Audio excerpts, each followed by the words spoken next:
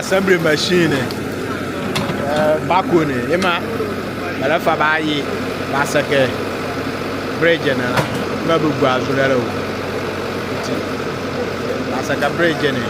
Anyanzu Bridge ne mo mekebianu uzure ndo dede oburu ogware lomo ye vare dokwe bridge ye vare baka ye biye yere ya kakra bele ye fofure mutiani ya Basake ngbe magwake koma teacher ma woke honorable assemblyman odo woke zene ye azahere mo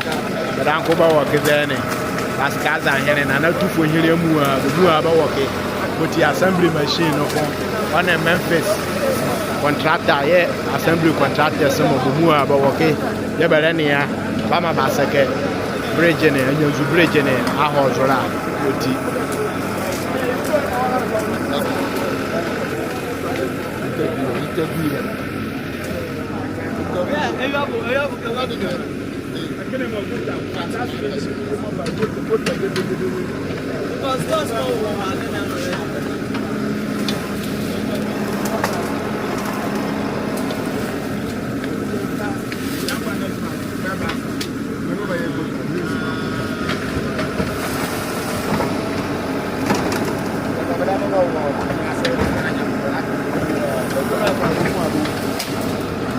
Back